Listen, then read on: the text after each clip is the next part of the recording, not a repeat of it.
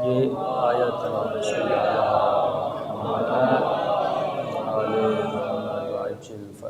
یہ آیت کم و بیش ہر مسلمان نے سنی بھی ہے اور پڑھی بھی ہے کہ خلقت انسان کا مقصد عبادت تھا، لیکن سوال یہ ہے کہ انسان اس عبادت کے مقصد کو سمجھ کیوں نہیں پاتا۔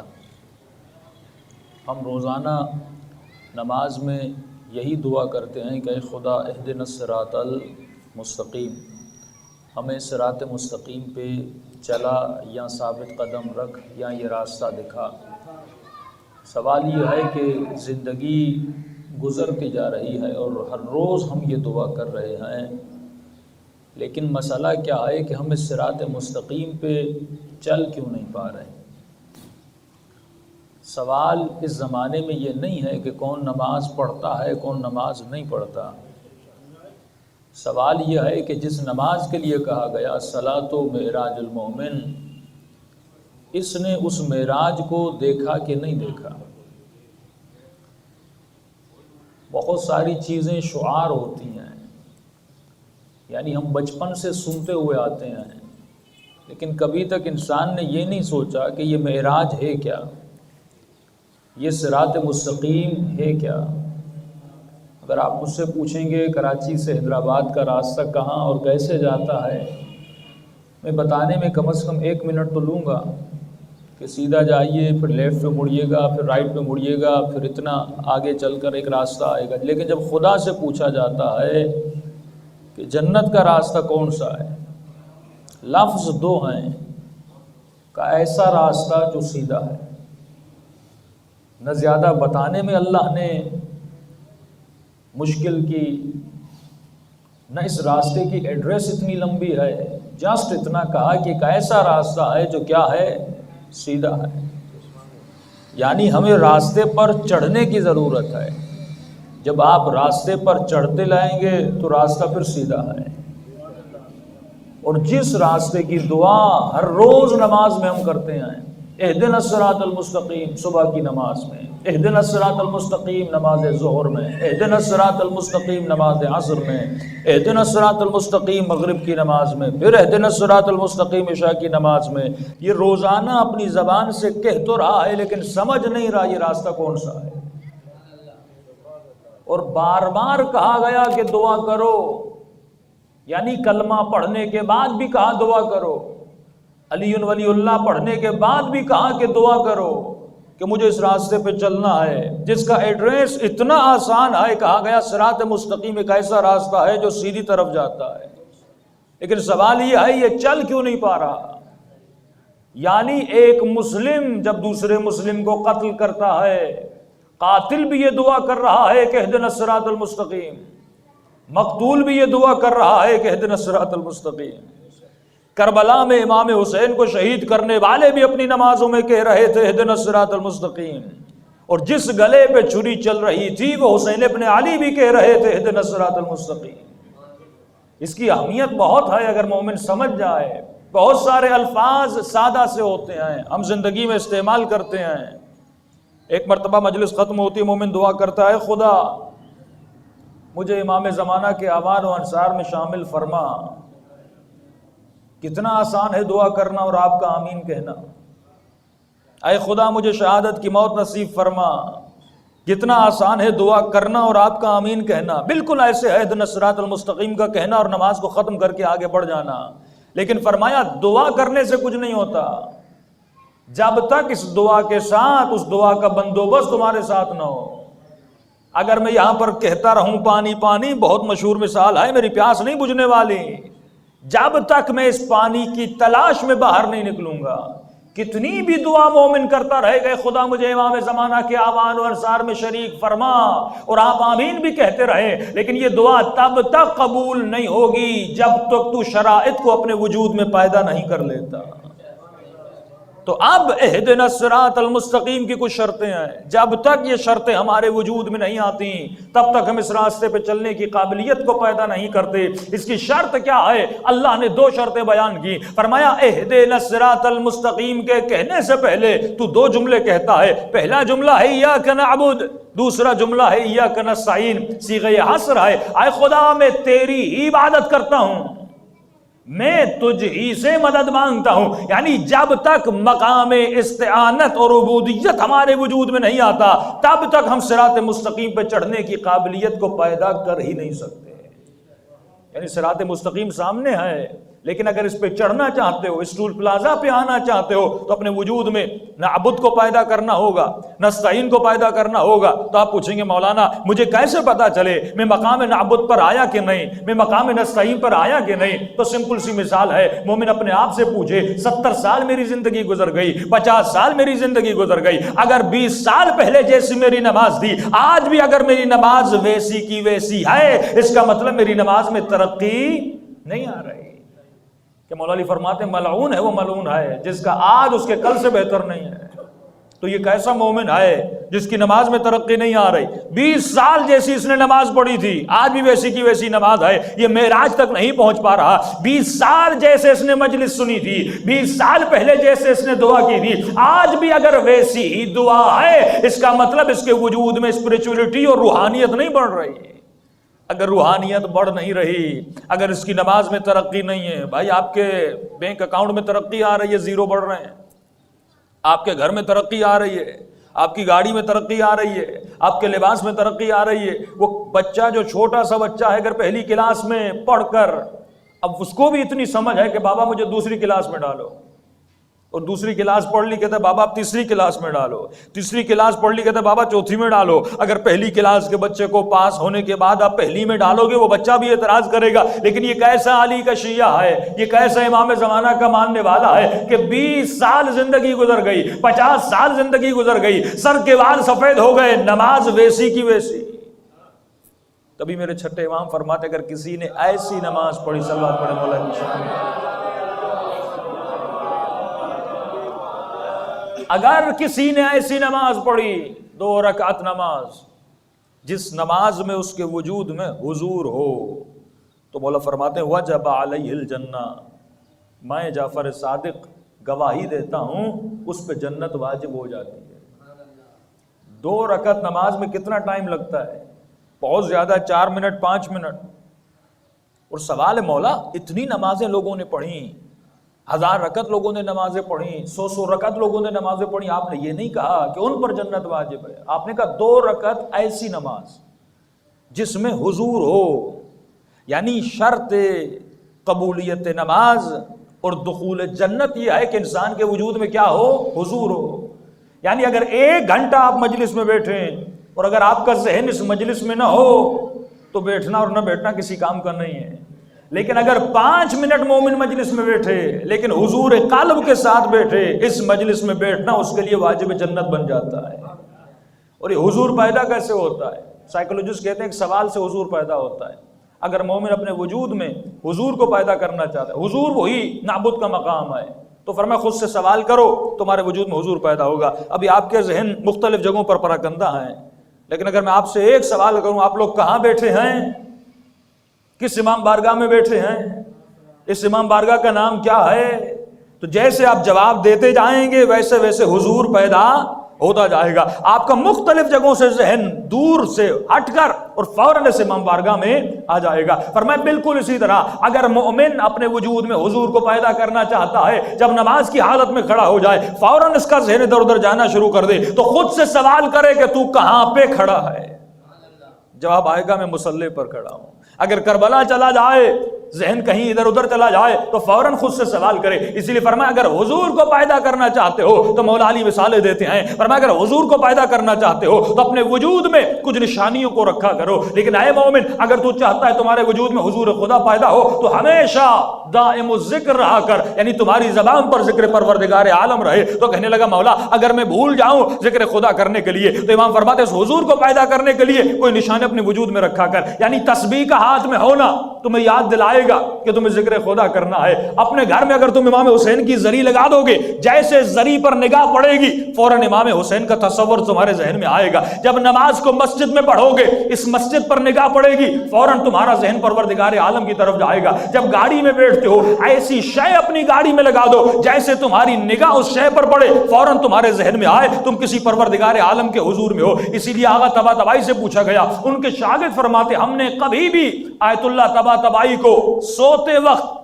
یہ نہیں دیکھا وہ اپنے پاؤں کو سیدھا کر کے سوئیں. ہمیشہ ان سے پوچھتے تھے قبلہ آپ اپنے پاؤں کو سیدھا کر کے نہیں سوتے، ہمیشہ آپ کے پاؤں تھوڑے بہت ٹیڑھے ہوتے ہیں. تو انہوں نے فرمایا اس لیے پاؤں کو ایسا رکھتا ہوں کیونکہ میں جب یہ سوچتا ہوں میں حضور پروردگار عالم میں ہوں تو مجھے بہترامی لگتی ہے کہ اللہ کے حضور میں اپنے پاؤں کو سیدھا کروں. اتنا حضور پروردگار ان کے وجود میں آ گیا. تو اگر اس حضور کو پیدا کرنا ہے تو مولا فرماتے ہیں اس کے لیے ذکر خدا تمہارے زبان پر ہمیشہ ہونا چاہیے. جب تک ذکر پروردگار عالم تمہاری زبان پہ نہیں تو اس حضور میں نہیں آ سکتا. مختلف باتوں میں لگ جاتا ہے. ٹی وی آپ کے حضور کو دور کر دیتی ہے، مختلف باتیں آپ کے حضور کو دور کر دیتی ہیں، غیبتیں آپ کے حضور کو دور کر دیتی ہیں، غلط دوستیاں آپ کے حضور کو دور کر دیتی ہیں. حضور کا مطلب یہ ہے ہمیشہ حضور پروردگار عالم میں رہو. ہمیشہ ایک چھوٹی سی مثال دیتا ہوں. ایک استاد تھا، اس نے اپنے 3 یا 4 شاگرد تھے. ایک شاگرد سے وہ بہت زیادہ پیار کرتے تھے تو تینوں شاگردوں میں حسد پیدا ہوا. انہوں نے کہا استاد جی آپ اس سے بہت پیار کرتے ہیں، حالانکہ پڑھائی میں ہم تینوں ایک جیسے ہیں، لیکن اس سے آپ اتنی محبت کیوں کرتے ہیں؟ انہوں نے اپنی بات کو ثابت کرنے کے لیے تینوں شاگردوں سے ایک امتحان لیا. مشہور مثالیں بچپن سے آپ سنتے ہوئے آتے ہیں. تمام شاگردوں کو کہا کہ بھائی ایک مرغی لو اور ایسی جگہ پر ذبح کر کے آؤ جہاں پہ تمہیں کوئی دیکھے نہ. چاروں گئے واپس آئے. پہلے سے پوچھا ذبح کر کے آئے کہاں پہ ذبح کر کے آئے؟ کہ استاد جی ایک غار تھا پہاڑوں کے اوپر، وہاں پہ کوئی نہیں تھا، چرند و پرند. اندر گیا اور وہاں پہ میں نے مرغی کو ذبح کیا. کہ بہت ہوشیار ہو. دوسرے سے پوچھا تم کہاں ذبح کر کے آئے؟ کہ استاد جی میں جنگل کے اندر گیا، وہاں پر کوئی نہیں تھا، کوئی مجھے نہیں دیکھ رہا تھا، میں نے وہاں پہ ذبح کیا. تیسرے سے پوچھا تم کہاں ذبح کر کے آئے؟ ان دونوں سے تھوڑا ہوشیار تھا. استاد جی جنگل میں جانے کی کیا ضرورت تھی، غار میں جانے کی کیا ضرورت تھی، میں گھر گیا، کمرے کے اندر کنڈی لگائی اور اپنے کمرے کے اندر ہی میں نے ذبح کیا، اتنی دور جانے کی ضرورت کیا تھی. چوتھے سے پوچھا تم کہاں ذبح کر کے آئے؟ تو کہتا استاد جی کہیں بھی نہیں. کہا کیوں؟ کہا کیونکہ آپ نے کہا تھا ایسی جگہ پہ ذبح کرنا جہاں تمہیں کوئی نہ دیکھے. میں جہاں جہاں گیا وہاں وہاں وہ مجھے دیکھ رہا تھا.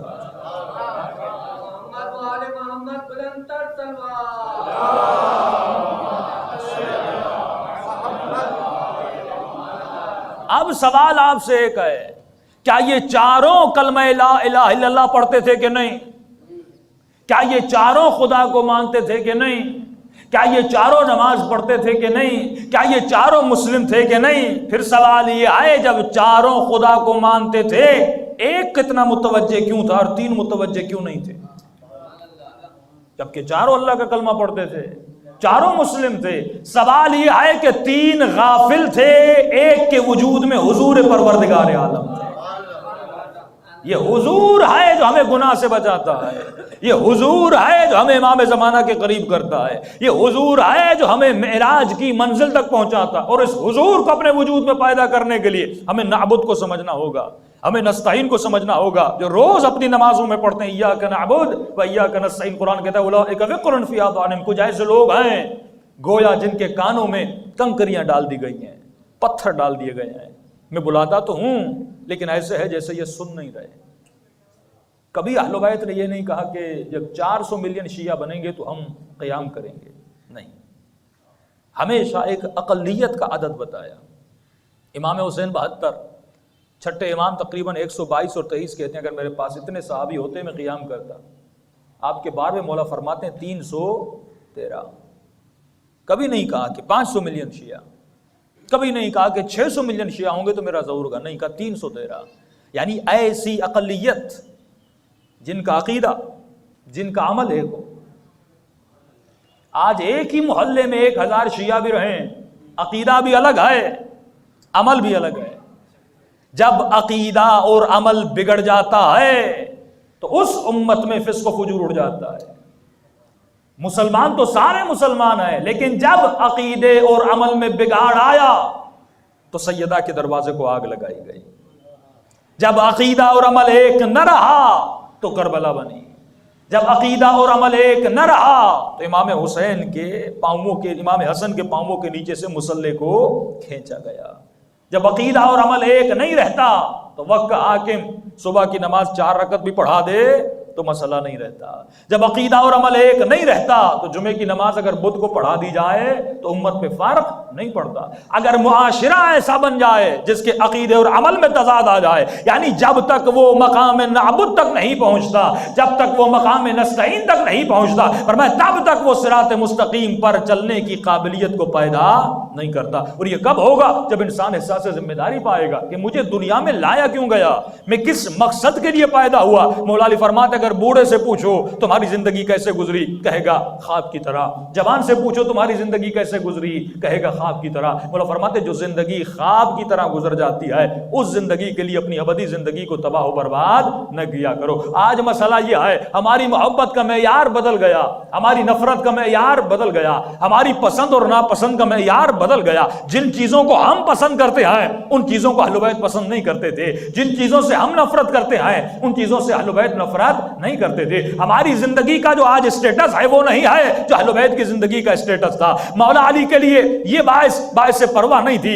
کہ مولا بڑے گھر میں رہے یا چھوٹے گھر میں رہے۔ مولا علی کے لیے اگر کوئی باعث عزت تھی، مولا ایک ایسے گھر میں رہنا چاہتے تھے جو گھر اطاعت خدا کے سائے میں بنا ہو۔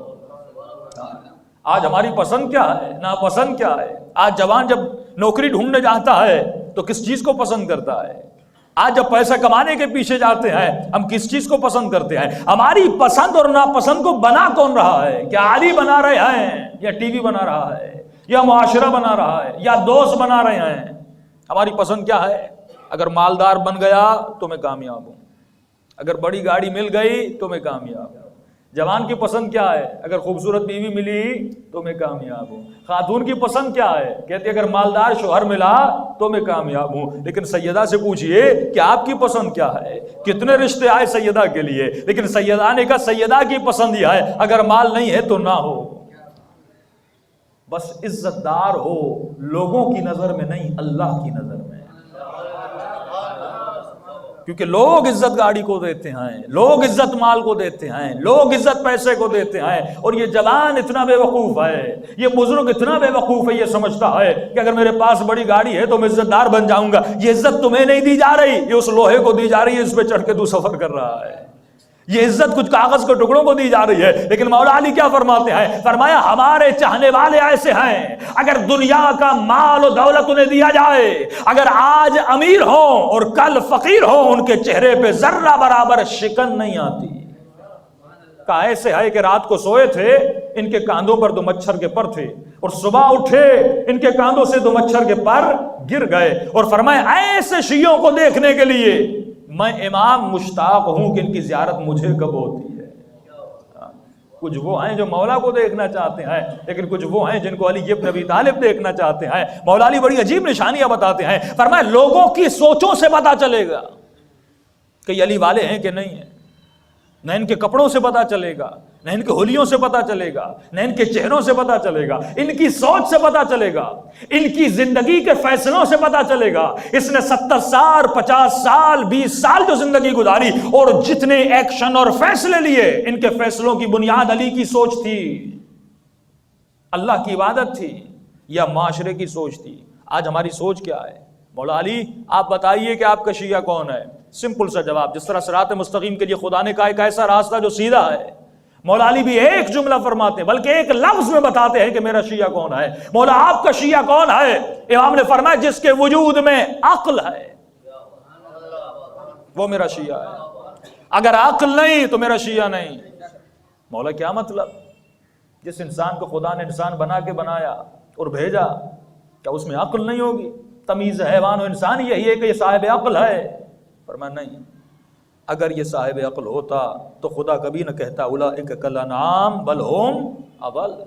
قیامت کے دن اسی انسان کو اٹھایا جائے گا لیکن خدا کہے گا یہ انسان نہیں ہے، یہ حیوان ہے، بلکہ حیوان سے بدتر ہے۔ مولا ذرا اور وضاحت کریے، ہمیں پتہ کیسے چلے کہ ہم صاحب عقل ہیں؟ فرمایا تمہارے فیصلوں سے پتہ چلے گا کہ جو تم نے زندگی میں سٹیپ اور فیصلہ اٹھایا اس کی بنیاد عقل تھی یا وہم تھی۔ 80% آف لوگ جو دنیا میں رہتے ہیں ان کے فیصلوں کی بنیاد وہم ہے۔ لوگ آئے مولا کے پاس، مولا امیر شام بڑا عقل مند ہے۔ امام نے کہا کیوں؟ کا حکومت بھی بچائی، تخت بھی بچایا، آپ کے تمام تر علاقوں پر بھی قبضہ کیا، آپ کے سچے سچے صحابیوں کو بھی دنیا سے اٹھا لیا اور شہید کروا دیا، مولا آپ کے پاس کیا رہا؟ مولا فرماتے اسے عقل نہیں کہتے جو اپنے تخت کو بچائے، اسے عقل نہیں کہتے جو اپنی حکومت کو بچائے، اسے عقل نہیں کہتے جو اپنا مال بچائے، اسے عقل نہیں کہتے جو اپنی اولاد کو بچائے۔ عقل وہ ہے جس سے تمہارا ایمان بچے۔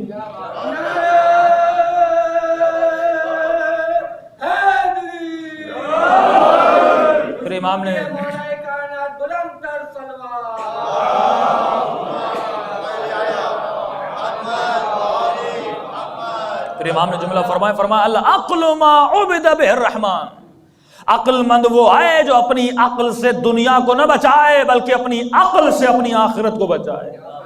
ما عبد بہ الرحمن، جس سے رحمان کی عبادت کی جائے۔ آج مومن اپنی 20 سال کی زندگی، 40 سال کی زندگی اور جوان اپنی زندگی کے فیصلوں سے سمجھ سکتا ہے کہ میں عقل مند تھا یا جاہل تھا۔ کیسے پتا چلے گا؟ آپ نے شادی کی، دیکھیے آپ نے فیصلہ عقل کی بنیاد پر کیا تھا یا وہم کی بنیاد پر کیا تھا۔ اور عجیب جملہ مولا فرماتے ہیں عقل کے نہ ہونے کی وجہ سے لوگوں کی دنیا بھی تباہ اور لوگوں کا جسم بھی تباہ ہوتا ہے۔ یعنی شوگر کا مریض، بلڈ پریشر کا مریض، ہارٹ اٹیک، جتنی بیماریاں ہوتی ہیں مولا فرماتے ہیں عقل کے نہ ہونے کی وجہ سے۔ اگر عقل ہوتی یہ بچ جاتا، کیونکہ اس کے وجود میں عقل نہیں ہے، اسی لیے یہ اپنا جسم بھی بیمار کرتا ہے، یہ اپنی روح کو بھی بیمار کرتا ہے، اور دنیا سے جاتے جاتے ایک بیمار جسم قبر میں چھوڑ کر جاتا ہے اور ایک بیمار روح جہنم میں چھوڑ کے چلا جاتا ہے۔ کہ مولا کیسے پتا چلا؟ ڈیسیجن سے۔ آپ نے شادی کی آج سے 20 40 50 سال پہلے، سوال یہ ہے یا جو شادی کرنا چاہتا ہے بنیاد عقل ہے، ہمارے اندر پہلا جو فیصلہ آتا ہے ڈیسیجن میں کس سے شادی کروں، پہلا سوال کیا آتا ہے؟ حسین ہو، ہاں خوبصورت ہو۔ اگر نراکی فرماتے ہیں کتنا بے وقوف ہے جو فنا سے محبت کر رہا ہے، جس کا نام ہی فنا ہے، جو ختم ہونے والی چیز ہے اس سے محبت کر رہا ہے۔ کہ اگر عقل مند ہوتا تو بقا سے محبت کرتا۔ اہل بیت نے کبھی فنا سے محبت نہیں کی۔ اگر دنیاوی عقل سے دیکھو گے تو امام حسین کا کربلا میں جانا صحیح نہیں تھا۔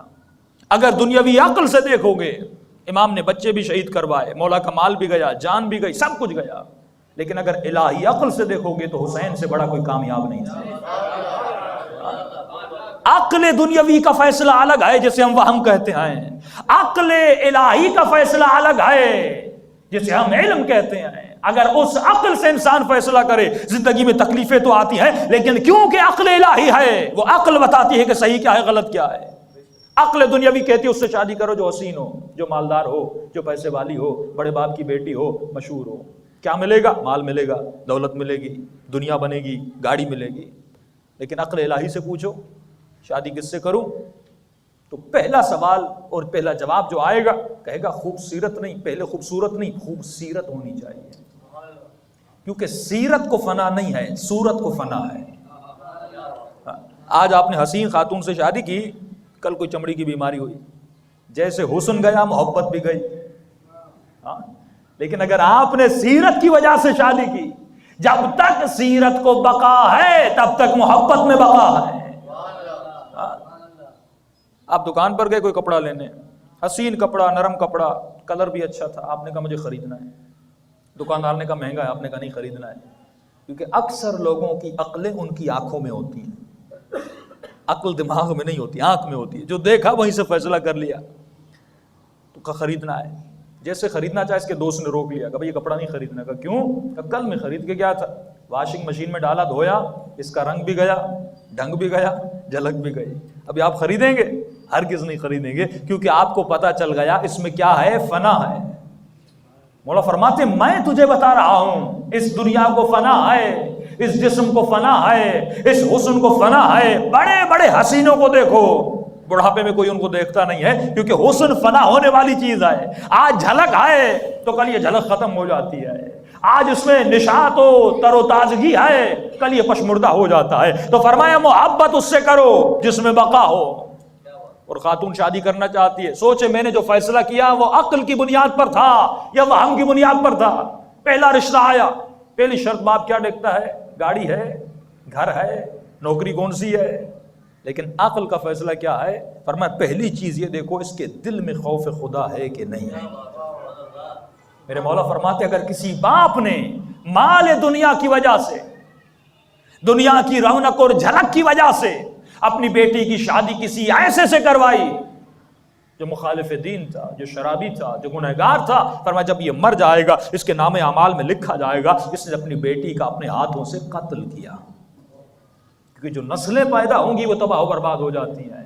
ہمیں سیرت کو دیکھنا ہے. آج جوان یہ دیکھے کہ جب میں جاب کے پیچھے گیا، نوکری کے پیچھے گیا تو میں نے بنیاد کس کو بنایا؟ پہلا سوال جو ہماری وہ ہم فیصلہ کرتی ہے ایسی نوکری ڈھونڈو جس میں پیسہ زیادہ ہو، جس میں مال زیادہ ہو. لیکن عقل کہتی ہے تنخواہ کم بھی ہو لیکن ایسی جاب کی تلاش میں جاؤ جس میں رزق حلال پایا جاتا ہے، جس سے نسلیں بنتی ہیں. جب آپ کو 5 لاکھ 10 لاکھ کی رشوت دی جاتی ہے، یہ مال بڑا خطرناک ہے اور اسی مال نے لوگوں کو اہل بیت کا قاتل بنایا. 5 لاکھ 10 لاکھ کی رشوت آتی ہے، وہم کہتی ہے لے لو، بڑی گاڑی لے گو، بڑے گھر بناؤ گے. لیکن عقل کہتی ہے یہ مال حرام ہے، آج ہے کل نہیں ہے. اور آپ کا جسم کیسے بیمار ہوتا ہے؟ آپ بزنس کر رہے ہیں، 5 لاکھ کا نقصان ہوا، قبلہ صاحب کو شوگر ہو گئی، دل کا اٹیک آ گیا. وہ چیز جس کی انتہا فنا ہے، اس فنا کے فنا ہونے پہ یہ بیچارہ بیمار پڑ جاتا ہے. لیکن ذرا کربلا کے میدان میں آئیے، مولا کے بچوں کو شہید کر دیا گیا، ہر چیز لوٹ لی گئی. لیکن لشکر یزید کا شخص کہتا ہے جب میں نے حسین کے چہرے پر دیکھا ایسا اطمینان تھا میں خود پریشان تھا. یہ سکینہ، یہ اطمینان لوگوں کے دل پہ کیسے نازل ہوتا ہے کہ مولا چٹائی پہ سو جائے اطمینان ہے. ان کے لیے فرق نہیں ہے بڑے گھر میں سوئے یا چھوٹے گھر میں سوئے. یہ اطمینان کب پیدا ہوتا ہے؟ جب انسان کے فیصلے عقلانی فیصلے ہوتے ہیں، جب وہ عزت کسی ایسی شے میں سمجھتا ہے جس میں خدا نے عزت رکھی ہے، دنیا والوں نے عزت نہیں رکھی ہے. اور ہم ہر روز اپنی کس شے کو مضبوط کر رہے ہیں؟ اپنے وہم کو مضبوط کر رہے ہیں. یہ ڈرامے کس چیز کو مضبوط کرتے ہیں؟ وہم کو مضبوط کرتے ہیں. فلمیں کس چیز کو مضبوط کرتی ہیں؟ وہم کو مضبوط کرتی ہیں. آپ کے بچے جو 24 گھنٹے کارٹون دیکھتے ہیں یہ کس چیز کو مضبوط کرتا ہے؟ وہم کو مضبوط کرتے ہیں. یعنی کہانی بھی جھوٹی، کیریکٹر بھی جھوٹے، نام بھی جھوٹے، مرنے والا بھی جھوٹا، مارنے والا بھی جھوٹا. 30 سیریل بیٹھ کے ہم دیکھتے ہیں، ہمارے وہم کو مضبوط کرتا ہے. اس لیے مولا فرماتے ہیں اگر عقل کو مضبوط کرنا ہے تو اپنے خیالات پر کنٹرول کرو. یعنی رات کو سوچتے ہو بڑی بڑی آرزویں، بڑی بڑی آلام، بڑی بڑی سوچیں کہ کل اٹھوں گا یہ کروں گا، وہاں سے مال ملے گا یہ کام کروں گا. یعنی تمام تر ہماری سوچیں وہم کی سوچیں ہیں، ان کی بنیاد وہم پر ہے. یہ جھوٹے جھوٹے خیالات ہیں. مولا فرماتے ہیں جس انسان کو اپنے کل کا نہیں پتا وہ پلاننگ اپنے سالوں کی کرتا ہے. اگر عقل ہوتی یہ سمجھ جاتا میں دنیا میں مہمان بن کے آیا ہوں، کل نفس ذائقۃ الموت، ہر نفس کو موت کا ذائقہ چکھنا ہے اور مولا کا چاہنے والا ہے. امام کی خدمت میں آتا ہے، کہتا مولا مجھے جاننا ہے کہ میں آپ کا شیعہ بن پایا کہ نہیں پایا. تو امام نے فرمایا میرے شیعوں کی ایک نشانی ہے. مولا کون سی نشانی ہے؟ تو مولا فرماتے ہیں اگر تو موت سے محبت کرتا ہے تو میرا شیعہ ہے، اگر تو موت سے ڈرتا ہے تو میرا شیعہ نہیں ہے. مجلس میں دعا کرنا کہ اے خدا مجھے شہادت نصیب کر، یہ اور ہے. لیکن واقعاً دل میں بہادری کا ہونا یہ اور ہے. سورہ جمعہ میں خدا خود کہتا ہے ان کنتم اولیاء اللہ، اگر تو خود کو اللہ کا ولی سمجھتا ہے فتمنوا الموت، تو موت کی تمنا کرو اگر تو سچے ہو. جب تک ہم موت کی تمنا نہیں کریں گے. تمنا کا مطلب کیا ہے؟ میں نے کسی مومن کو مثال دی تھی، میں نے کہا مولا نے کیا فرمایا کہ من یمت یرانی، جو مرتا ہے وہ علی کی زیارت کرتا ہے. یعنی موت نہیں بلکہ علی کی زیارت کا نام ہے. لیکن یہ بیچارہ مومن بیمار ہو جاتا ہے ہاسپٹل میں، بچوں کو تمنا کرتا ہے، منتیں کرتا ہے کہ مجھے بچاؤ، میں مرنا نہیں چاہتا، میں جلدی دنیا سے جانا نہیں چاہتا. تو گویا کہہ رہا ہے کہ مجھے جلدی علی کی زیارت نہیں کرنی، مجھے جلدی مولا کا چہرہ نہیں دیکھنا. لیکن اگر عاشق علی ہوتا تو کبھی موت سے نہ ڈرتا، ہمیشہ موت سے محبت کرتا. کہتا اللہ جو تجھے منظور ہے وہ مجھے منظور ہے. تو جب تک ہم موت سے محبت نہیں کرتے، تو امام نے کہا جب تک تو موت سے محبت نہیں کرتا میرا شیعہ نہیں بن سکتا. تو کہتا مولا میں تو جب موت کا نام سنتا ہوں میرے پسینے چھوٹ جاتے ہیں. تو امام نے فرمایا تجھے پتا ہے تو موت سے کیوں ڈرتا ہے؟ کہا مولا کیوں؟ کہا کیونکہ تیرا سب کچھ یہاں پر ہے، تو ایسی جگہ جانے والا ہے جہاں پہ تیرا کوئی نہیں، جہاں پہ تیرا کچھ بھی نہیں. یعنی اگر کراچی سے آپ کو تفتان بھیجا جائے کتنے ڈریں گے آپ لوگ؟ سارے بھائی دشمن اہل بیت، میں جاؤں تو کیسے جاؤں؟ لیکن اگر تفتان چند دنوں کے لیے چلے گئے اور آپ کو پھر کہا جائے آپ کو کراچی بھیجا جا رہا ہے، کتنے خوش ہوں گے آپ؟ گھر یہاں پہ، اہل و عیال یہاں پہ، دوست یہاں پہ.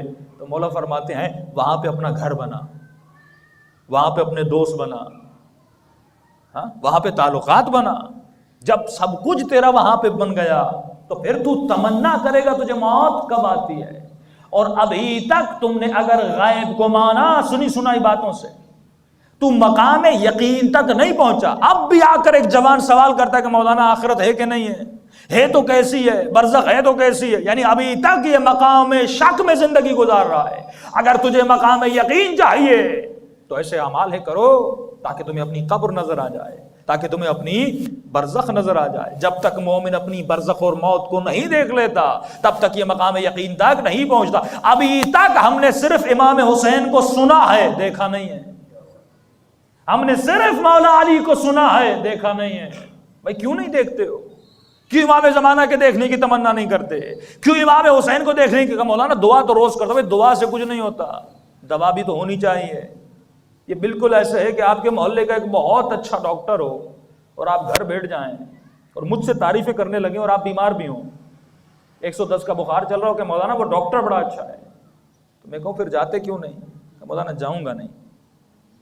گھر میں بیٹھ کر ڈاکٹر کی تعریف کرنے سے آپ ٹھیک نہیں ہو گئے. جب تک اس ڈاکٹر کے مطب میں نہیں جاتے، جب تک اس کی ٹیبلٹ اور بتائی ہوئی دوائیوں کو نہیں کھاتے، مسجد میں بیٹھ کر علی کی تعریف کرنے سے کچھ نہیں ہوتا جب تک علی کے در پہ نہیں جاتے.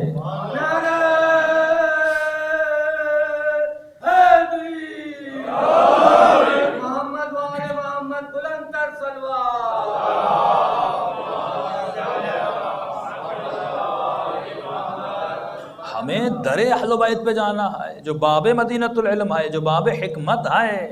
ابھی تک ہم وہیں کے وہیں کھڑے ہیں. گویا مومن ایک ٹریڈ میل پہ کھڑا ہے، روز دوڑ تو رہا ہے لیکن وہیں کا وہیں کھڑا ہے.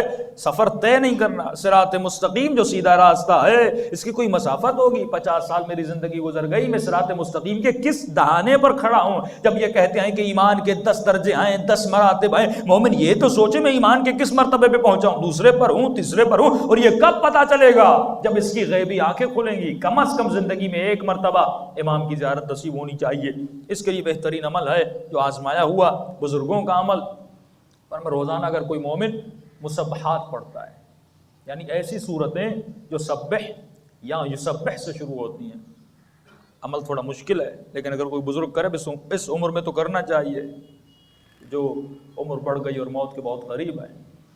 پر اگر ڈیلی یہ مسبحات پڑھے گا تو اس کی زندگی کے گزرتے ہوئے لمحات میں پروردگار عالم 14 معصومین میں سے کسی نہ کسی معصوم کی زیارت ضرور کروائے گا. اور اگر کسی کو اپنی برزخ دیکھنی ہے تو اب شعبان کا مہینہ آنے والا ہے. 15 شعبان کی رات سے لے کر 25 رمضان تک اگر کوئی روزانہ 1000 مرتبہ سورہ انا انزلنا پڑھے، پروردگار عالم اسے اپنی برزخ دکھا لے گا. پنجاب کے ایک وکیل صاحب تھے، انہوں نے فون کیا اور کہا مولانا مجھ سے بڑی خطا ہوئی ہے، تو مجھے کیسے پتا چلے کہ اللہ نے مجھے معاف کیا کہ نہیں کیا؟ میں نے کہا سب سے بڑی نشانی یہ ہے کہ آپ کے گناہ کو 20-25 سال گزر گئے لیکن ابھی تک آپ کے وجود میں پشیمانی ہے، شرمندگی ہے کہ میں نے یہ گناہ کیوں کیا. یہ شرمندگی اس توبہ کی نشانی ہے. آغا نراکی فرماتے ہیں نا کتنا بے وقوف انسان ہے. 1 لاکھ کا نقصان ہوتا ہے اس کو رات کو نیند نہیں آتی، لیکن اسی جس کو فنا ہے اس کے فنا ہونے پہ پوری رات سوتا نہیں ہے کہ مجھے 1 لاکھ کا نقصان ہو گیا، مجھے بزنس میں نقصان ہو گیا. لیکن یہی انسان جس کی صبح کی نماز قضا ہوتی ہے اسے پرواہ نہیں ہے، پرواہ نہیں ہے، کیونکہ اس سے بڑا بے وقوف نہیں ہے. جس شے سے تمہیں بقا ملے گی اس کے کھونے سے اس کے اوپر اثر نہیں پڑتا. لیکن جس چیز کو اس کے وجود سے جدا ہی ہونا ہے اس کے جدا ہونے پہ یہ گھبرا جاتا ہے، کیونکہ ابھی تک اس نے سیرت علی کو سنا ہے، سیرت علی پر چلا نہیں ہے۔ جب تک ہم چلتے نہیں تب تک نہیں آتا۔ تو میں نے کہا پہلی نشانی تو آپ کے وجود میں پشیمانی ہے، شرمندگی ہے کہ آپ نے گناہ کیا۔ میں نے کہا کوئی نشانی؟ کہا مولانا میں نے خواب کے عالم میں بھی دیکھا ہے، اور کہا مجھے موت سے اتنی محبت ہے، آپ بھی دعا کریں کہ مجھے جلدی موت آ جائے۔ میں نے کہا اہل بیت فرماتے نہیں ایسی دعا نہ کیا کرو، دعا کیا کرو اے خدا مجھے عاقبت بخیری نصیب فرما، جب بھی میں مروں تو میری عاقبت بخیر ہو جائے۔ میں نے کہا کوئی نشانی؟ کہا مولانا ایک نشانی تھی، میں خود کہتے میں نے خواب میں دیکھا کہ لوگ مجھے قبر میں دفن کر کے چلے جاتے ہیں، تو میں نے اپنی قبر سے اپنی روح کو پرواز کرتے ہوئے دیکھا، اور دیکھتا ہوں میں پرواز کر کے وادی السلام تک پہنچ گیا ہوں۔ برق کی رفتار ہوگی، روح کی رفتار بڑی تیز ہے۔ تو کہتا میں نے چہرہ تو نہیں دیکھا لیکن میں نے دو نورانی ہاتھ دیکھے، اور یہ سمجھ آ رہا تھا یہ ہاتھ میرے آقا امام حسین ابن علی کے ہاتھ ہیں، اور مولا وادی السلام میں میرا استقبال کر رہے ہیں۔ میں نے کہا اس سے بڑی توبہ کیا ہو سکتی ہے؟ یعنی جس نے اپنی زندگی میں دیکھ لیا کہ پروردگار عالم نے میرے سارے گناہ بخش دیا ہے، اس سے بڑا مقام و مرتبہ نہیں ہو سکتا۔ اس لیے فرماتے جب تک اپنے وجود میں حضور کو پیدا نہیں کرو گے، غفلت کو ختم نہیں کرو گے، مولا فرماتے تب تک تمہارے وجود میں پروردگار عالم کا احترام اور ادب پیدا نہیں ہو سکتا۔ فرما بے ادب محروم از لطف رب، تمہارے وجود میں ادب ہونا چاہیے، اور اگر اور بنا ادب کی وجہ سے، عباس اگر عباس بنے تو ادب کی وجہ سے۔ جب تک یہ ادب ہمارے وجود میں نہیں آتا، یعنی مومن یہ سمجھ لے کہ میرا پروردگار عالم مجھے دیکھ رہا ہے، یہ مومن یہ احساس کر لے کہ میرا امام زمانہ مجھے دیکھ رہا ہے، تو فرمائیے ادب اسے ہر گناہ سے روک کر رکھے گا۔ صلوات پڑھے محمد و آل محمد۔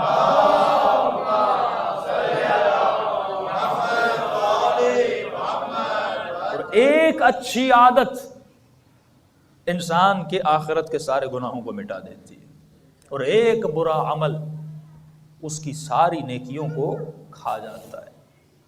ایک ماں تھی بڑی نیک تھی، اس کا بیٹا بڑا فاسق و فاجر تھا، تو ماں نے بیٹے کو بلایا سکرات کے وقت، فرمایا میرے لال ایک میری وصیت ہے، 9 مہینے تجھے اپنے پیٹ میں رکھا، 2 سال تک تمہیں دودھ پلایا، اگر چاہتا ہے کہ ماں تجھ سے راضی ہو جائے تو ماں کی وصیت پہ عمل کرنا۔ کہتا ہے جی ماں جو کہو گی میں کروں گا۔ کہ دیکھو بیٹا جب بھی جہاں بھی جس بھی جگہ سے گزرو یہ وصیت یاد رکھنا۔ جی اماں۔ کہ جب بھی تمہاری نگاہ امام حسین کے نام پہ پڑ جائے، یہ عالم پہ پڑ جائے جس پہ مولا کا نام لکھا ہو، تو فرمایا جہاں بھی ہو جس حال میں بھی ہو، یہ ماں کی وصیت ہے، ہاتھ کو سینے پر رکھنا اور ادب سے سر کو جھکانا اور کہنا السلام علیک یا ابا عبداللہ الحسین، کہ ماں جو بھی ہو جائے مر جاؤں گا لیکن تمہاری وصیت پہ عمل کروں گا۔ ماں مر گئی، دفن و کفن ہوا۔ اس کے دوست کہتے ہیں یہ جب بھی جہاں سے گزرتا تھا، جب اس کی نگاہ امام حسین کے نام پہ پڑتی تھی، علم عباس پہ پڑتی تھی، یہ وہیں پہ رک جاتا تھا، ہاتھ کو سینے پہ رکھتا تھا اور جھک کر کہتا تھا السلام علیک یا ابا عبداللہ الحسین۔ اس کے دوست کہتے ہیں کسی حادثے میں اس کی موت ہو گئی، دفن کر کے واپس آئے، رات کو خواب میں عالم ہم نے کیا دیکھا کہ عذاب کے فرشتے عالم برزخ میں، میدان برزخ میں اس کے ہاتھوں میں رسیاں باندھی ہوئی ہیں اور پاؤں میں رسیاں باندھی ہوئی ہیں اور اسے عذاب کی طرف لے جا رہے ہیں۔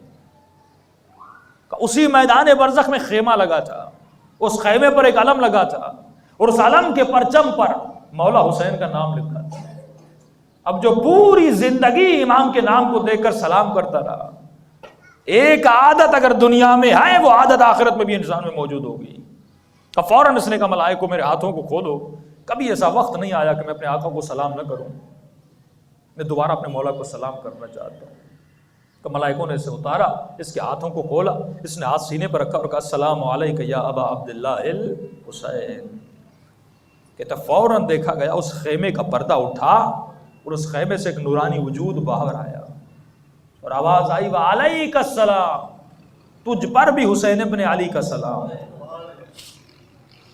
اتنے میں کہتے ہیں آگے بڑھا، اس کے پورے وجود پہ کپ کپاہٹ طاری ہو گئی، وجود لرزنے لگا۔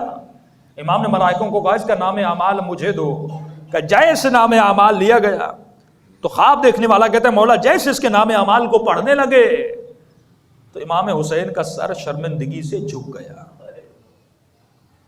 اور فوراً کہا کہ تو میرا چاہنے والا تھا، تمہارے نام اعمال میں اتنی برائیاں کیوں ہیں؟ تو وہ جملہ جو ہر گنہگار کہے گا، اس نے بھی کہا دعائے کمیل کا، ظلمت نفسی وتجرأت بجہلی، مولا میں نے اپنے وجود پہ بڑا ظلم کیا، میں جاہل تھا تبھی میں نے اپنے وجود پہ ظلم کیا اور شرمندگی سے سر کو جھکا لیا۔ امام نے ایک مرتبہ اس کا ہاتھ پکڑا، چند قدم امام حسین سے ساتھ چلے، پھر واپس آئے، پھر چلے، پھر اس کے نام اعمال کو دیکھتے جاتے تھے، آخر میں نام اعمال کو بند کیا، اس کو ملائکوں کے حوالے کیا، نام اعمال ملائکوں کے ہاتھوں میں دیا۔ اب فرمایا جیسے ملائکوں نے نام اعمال کھولا تو اس میں لکھا تھا اللہم اغفرہ بحق حسین ابن علی، اے خدا اسے حسین کے صدقے میں بخش دے۔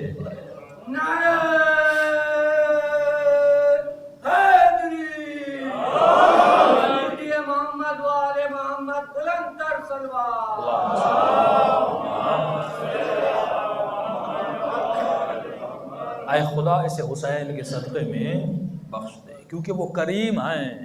وہ تو کہتے ہیں تو ایک قدم آ ہم 10 قدم آتے ہیں۔ ایک واقعہ اور ربط مصیبت، پر میں آج بھی وقت کا حسین حل من ناصرین کی آوازیں دے رہا ہے۔ مجلس نہ فارملٹی ہے، مسجد نہ فارملٹی ہے، نماز بھی فارملٹی نہیں ہے۔ مومن آئے تو یہ سوچ کے آئے کہ آج میں اس مجلس سے لے کر کیا جاؤں گا۔ مجلس نہ چاول والی ہونی چاہیے نہ نیاز والی، یعنی چاول کا دانہ میں آدمی کا آنا۔ روحانی غذا اور ہے، جسمانی غذا اور ہے۔ کوفے میں ایک سید بزرگوار نماز پڑھا کے ممبر پر گئے، لوگوں نے سید سے کہا کہ مولانا امام زمانہ کا ظہور کیوں نہیں ہوتا؟ دن رات ہم مولا کے ظہور کی دعائیں، لاشیں اٹھا اٹھا کے ہم تھک گئے، مولا کیوں نہیں آتے؟ تو انہوں نے کہا میرے پاس تو جواب نہیں ہے، لیکن چھٹے امام کی ایک روایت ہے وہ پڑھ دیتا ہوں۔ تو مولا فرماتے جب آخری زمانے میں لوگ یہ پوچھیں کہ مولا کیوں نہیں آتے تو ان کو کہنا تمہارے عمل کی وجہ سے۔ اب امام کا آنا بمعنی ظہور بھی ہے، بمعنی زیارت خصوصی بھی ہے۔ یعنی اگر مولا ظہور نہیں کر رہے تو مولا میرے پاس کیوں نہیں آ رہے؟ مجھے بھی تو زیارت کرا سکتے ہیں نا۔ تو انفرادی زیارت بھی نہیں ہو رہی، اجتماعی زیارت بھی نہیں ہو رہی۔ تو امام کا جواب اس میں ہو سکتا ہے کہ تمہارے عمل کی وجہ سے، یعنی اگر ظہور بھی نہیں ہو رہا تو میں نے آج تک مولا کو کیوں نہیں دیکھا؟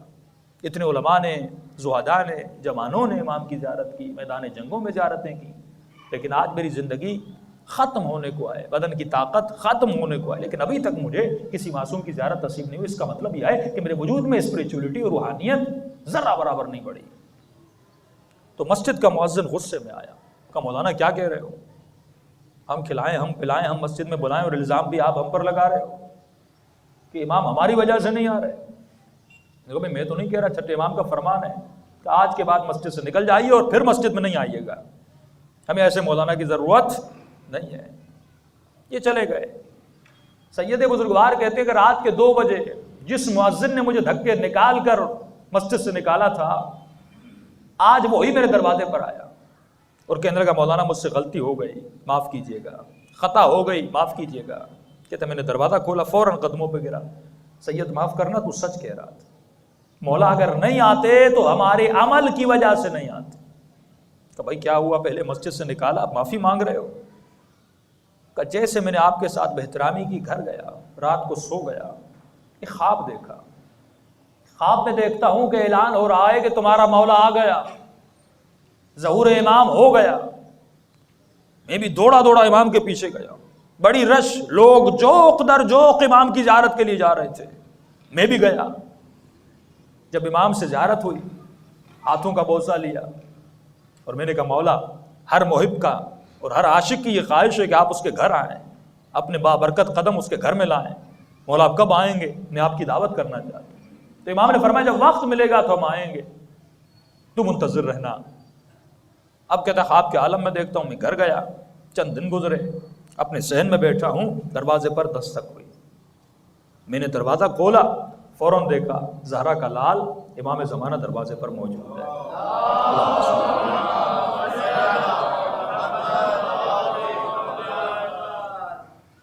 فوراً امام کو اندر دعوت دی، مولا آئے، امام کے لیے کرسی صحن میں لگائی، مولا گھر میں بیٹھے، امام پانی لاؤں، کیا لاؤں مولا، کیا آپ کی خدمت کروں؟ اچانک سے آئے، کوئی خبر دیتے، میں بہت بڑا بندوبست کرتا۔ امام نے اشارہ کیا بیٹھ جاؤ، کہ پورے گھر میں سکوت طاری تھا، اور مولا اسی خاموشی میں میرے گھر کو دیکھ رہے تھے، میرے گھر کے ایک ایک سامان کو دیکھ رہے تھے۔ پہلا سوال جو امام کی زبان سے نکلا، اے مؤذن تیری تنخواہ کتنی ہے؟ میں نے کہا مولا بہت تھوڑی تنخواہ ہے۔ کہا اتنی تھوڑی سی تنخواہ میں اتنا زیادہ سامان تو نے کہاں سے لیا؟ اکاؤنٹیبلٹی۔ طلحہ و زبیر علی سے دور کیوں ہوئے؟ زبیر مولا علی کا پھپھیزاد بھائی تھا، پہلا شخص ہے جب مولا کے ہاتھوں میں رسیاں بندھی، زبیر نے تلوار نکالی تھی کہ علی کے ہاتھوں میں رسیاں ڈال رہے ہو۔ وہی زبیر جنگ جول میں علی کے مقابلے میں مال کی وجہ سے، جب علی نے کہا اکاؤنٹیبلٹی دو، 3 خلفاء کے ادوار میں جتنا تم لوگوں نے مال اکٹھا کیا مجھے بتاؤ کہاں سے لایا؟ خود کمایا یا بیت المال سے جمع کیا؟ تو کہنے لگے علی یہ حساب ہم سے نہیں لینا، اپنی حکومت میں ہم جو کریں وہ ہم سے پوچھ سکتے ہو، لیکن پچھلی حکومتوں کا حساب نہیں لینا ورنہ ہم جنگ جمل کو برپا کر دیں گے۔ تو امام فرماتے جو کرنا ہے کرو، لیکن علی حساب و کتاب کریں گے۔ مولا کو یہ پرواہ نہیں ہے کہ میرا ساتھی مجھ پر جان قربان کرنے والا مجھ سے جدا ہو جائے گا، مولا کو پرواہ یہ ہے کہ حکم و اطاعت پروردگار عالم اس دنیا پہ اجرا ہونا چاہیے، وہ چاہے کوئی بھی ہو، بیٹا ہو، رشتہ دار ہو، بھائی ہو، اپنا ہو، غیر ہو، لیکن حکم خدا کا اجرا ہونا چاہیے، چاہے کچھ بھی ہو جائے، جان جاتی ہے تو چلی جائے۔ تو پہلا سوال جو امام زمانہ نے کیا، آج کا مومن جو دعائیں کرتا ہے امام زمانہ کو پروردگارہ ظہور کر دے، یہ سوچے اگر مولا آئے اور امام نے اکاؤنٹیبلٹی کی میں جواب کیا دوں گا؟ کیا ہے میرے پاس کوئی جواب دینے کے لیے؟ فوراً امام نے کہا یہ بتا تنخواہ جب اتنی کم ہے اتنا مال تو نے کہاں سے اکٹھا کیا؟ کہتا مولا آپ سے کیا جھوٹ بولنا، ادھر ادھر سے، یعنی 20,000 کی تنخواہ ہے، 20 لاکھ کی گاڑی کھڑی ہے، 35,000 کی تنخواہ ہے، پوچھو تو صحیح بھائی اتنا مال کہاں سے آیا؟ دنیا والے نہیں پوچھیں گے، عزت کریں گے، لیکن امام زمانہ کے لیے یہ ذلت ہے۔ جو مال حرام کی کمائی سے مومن کے گھر میں آتا ہے، اس کے بچوں میں پھر نہ علی کی محبت ہوتی ہے نہ اطاعت علی ہوتی ہے، ان کے کرداروں میں نہ زینب نظر آتی ہے نہ ام کلثوم نظر آتی ہے۔ وہ لقمہ جو حلال کا لقمہ ہو اور مومن کے پیٹ میں جائے، اس عبادت میں لذت ملتی ہے، اس مومن کی اسپرچولیٹی بڑھتی ہے، اس مومن کو امام زمانہ کی زیارت ہوتی ہے۔ امام نے فرمایا مؤذن تم نے حرام کی کمائی سے کمایا، حکم امام خیرات خدا میں دو۔ میں نے کہا مولا جان قربان، مال کی حیثیت کیا ہے؟ دیا۔ اتنے میں امام نے میری طرف دیکھا، کہا مؤذن تیری بیوی کہاں ہے؟ کہا مولا کہیں گئی ہوئی ہے۔ کہا جب واپس آئے تو اسے طلاق دینا۔ کہا مولا 17-18 سال کا ساتھ میرے بچوں کی ماں، بیوی کو طلاق کیوں دوں؟ کہا جب تو پیدا ہوا تھا انہی دنوں میں تمہاری بیوی پیدا ہوئی تھی، ان کا گھر تمہارے گھر کے ساتھ ساتھ تھا، تمہاری بیوی کی ماں کا دودھ خشک ہو گیا تھا، ایک ہی محلے میں رہتی تھی، اس نے تمہاری ماں کا دودھ پیا تھا، لہٰذا یہ تمہاری رضائی بہن ہے۔ پھر گھر جدا ہوئے، فاصلے بڑھے، شادی کی، جب تک علم نہیں تھا تو رشتہ حلال تھا، اب کیونکہ میں بتا رہا ہوں تو رشتہ کیا ہے؟ حرام ہے، طلاق دو۔ کہتا اور پریشان ہوا۔ میں نے کہا ٹھیک ہے مولا، بیوی کو طلاق دی۔ اتنے میں دروازہ کھٹکا، دوڑے دوڑے میں نے دروازہ کھولا، 19 سال 18 سال کا کڑیل جوان بیٹا اندر آیا۔ امام نے کہا مؤذن ادھر آ، ادھر آ، تمہارا بیٹا پتہ ہے ابھی کہاں سے آ رہا ہے؟ کہ مولا کہاں سے؟ کہ ابھی شراب پی کے آیا ہے، ابھی زنا کر کے آیا ہے، میں اس پہ حد شرعی جاری کروں گا۔ کہ بیوی کو قربان کیا، مال کو قربان کیا، لیکن جوان بیٹا ہر کسی کو پیارا ہوتا ہے۔ برداشت نہیں ہوا مولا میرے بیٹے کو میری آنکھوں کے سامنے سزا دیں۔ میں نے فوراً اپنی جگہ سے اٹھ گیا اور اپنے امام کی بہترامی کی۔ میں نے کہا کبھی کہتے ہو سامان دو، کبھی کہتے ہو بیوی کو طلاق دو، ابھی میرے بیٹے کو سزا دینے والے ہو۔ میں نے کہا آپ مجھے امام تو دور، آپ تو مجھے سید بھی نہیں لگتے۔ اتنا کہنا تھا، امام اپنی جگہ سے اٹھے، آنکھوں میں آنسو بھر آئے۔ کہا اے مؤذن جب تو مجھ پہ اپنا بیٹا قربان نہیں کر سکتا، یہ خواب ہے، امتحان ہے، پھر یہ مت کہا کر کہ تو میرا حقیقی چاہنے والا ہے۔ عزیزان محترم، دین قربانی مانگتا ہے۔ خمس کا دینا ایک سمپل سی بات ہے، لیکن جو نہیں دے رہا اس کا مطلب وہ مال قربان نہیں کر سک رہا۔ چند بالوں کا چہرے پر ہونا اس کا مطلب یہ بال قربان نہیں کر سک رہا. دن میں 17 رکعت نماز پڑھنا، اس کا مطلب یہ 17 منٹ اپنے مولا کے لیے نہیں نکال سک رہا. تو ہم قربان کیا کر رہے ہیں؟ جب تک ہم اپنا ٹائم، ہم اپنا پیسہ، ہم اپنا وقت مولا پہ قربان نہیں کرتے، فرمایا تب تک تو ولی والا نہیں بن سکتا. کیونکہ وہ کریم ہے، اور کریم کا کام ہے عطا کرنا. ہمیں عطا کرنا ہے. اہل بیت ہمیں عطا کرتے ہیں. فرمایا فاذکرونی اذکرکم، جتنا تو ہمیں یاد کرے گا اتنا ہم اہل بیت تمہیں یاد کریں گے. اگر تو دنیا میں ہمیں یاد کرے گا، ہم آخرت میں تمہیں یاد کریں گے. ایک مومن نے کہا مولانا میں بوڑھا ہو چکا ہوں، پاؤں میں طاقت نہیں، پیسہ نہیں، کربلا نہیں جا سکتا. جب آپ خود کہتے ہیں اہل بیت کریم ہیں، تو انہوں نے مجھ جیسے فقیر اور ناچار انسان کو اپنی زیارت سے محروم کیوں رکھا؟ اس کا مطلب جن کے پاس پیسہ اور صحت ہو وہ کربلا جائیں، اور میں مر جاؤں میرے نام اعمال میں ایک بھی زیارت نہ ہو. میں نے کہا ایسا نہیں ہے. میرے مولا فرماتے ہیں جس انسان کو بھی بدن میں توانائی نہیں ہے اور مالی طاقت نہیں ہے، وہ میرے کربلا نہیں آ سکتا. لیکن کس نے کہا ہم اس سے ثواب زیارت حسین عطا نہیں کریں گے؟ کہ ہمارا کام عطا کرنا ہے. کہ مولا کیسے؟ کہ جو اتنا لاچار ہے کربلا آ نہیں سکتا، لیکن اس کا دل ہے. جب میری زری کو دیکھتا ہے، جب کسی زائر کو دیکھتا ہے، تو دل کرتا ہے میں حسین کی زیارت کو میں بھی جاؤں، یہ ثواب میں بھی کماؤں. فرمایا جہاں بھی ہے، جس جگہ بھی ہے، اگر ثواب زیارت حسین کو حاصل کرنا چاہتا ہے تو فرمایا اپنا چہرہ، اپنا رخ امام حسین فرماتے کربلا کی طرف کرے، ہاتھ سینے پر رکھے اور خلوص دل سے کہے السلام علیکہ یا ابا عبداللہ الحسین.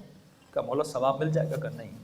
اگر تو نے سلام کیا اور بے ساختہ نہ چاہتے ہوئے، ایک مرتبہ آپ روتے ہیں اپنے ارادے سے، ایک مرتبہ خود بخود روتے ہیں، آپ نے رونے کا سوچا بھی نہیں لیکن دل ٹوٹتا ہے اور آنکھوں سے آنسو بہنے لگتے ہیں. فرمایا اگر تم نے سلام کیا اور تمہارا دل ٹوٹا اور تمہاری آنکھوں سے آنسو نکل آئے تو سمجھنا حسین نے آنسوؤں کے ذریعے سے تمہارے سلام کا جواب دے دیا.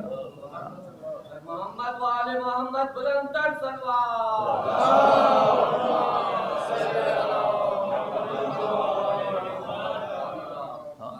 تو ثواب کمانا بہت آسان ہے. جنت سستی بھی ہے، آسان بھی ہے. سوال یہ ہے اس جنت کے پیچھے جاتا کون ہے؟ دلوں کو کربلا لے جائیں.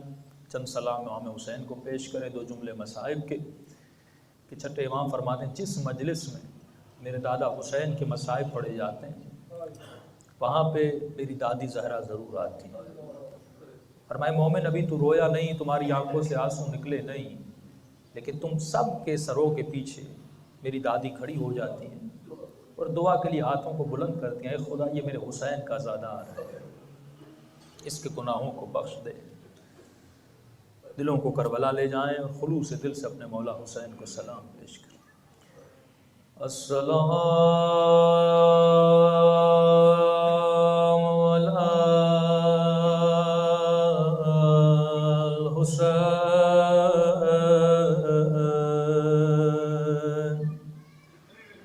وعلی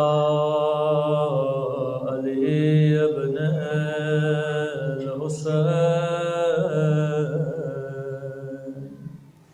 وعلی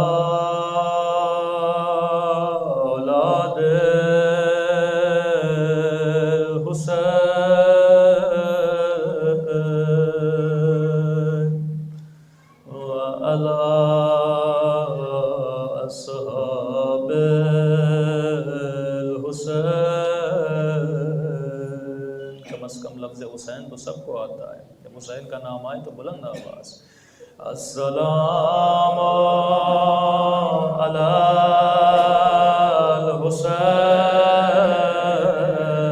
الحسین وعلی علی ابن الحسین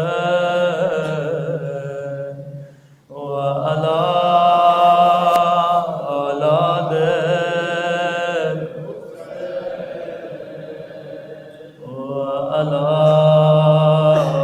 اصحاب حسین. میرا سلام ہو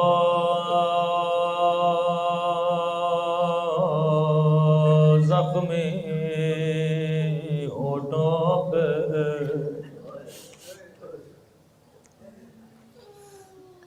امام زمانہ کے سلام آئے. میرا سلام ہو بندے ہوئے ہاتھوں پہ، میرا سلام ہو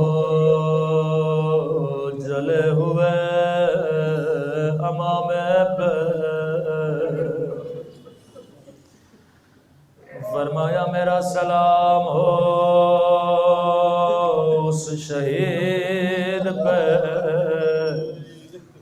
جس کی گردن کو پیچھے سے کاٹا گیا.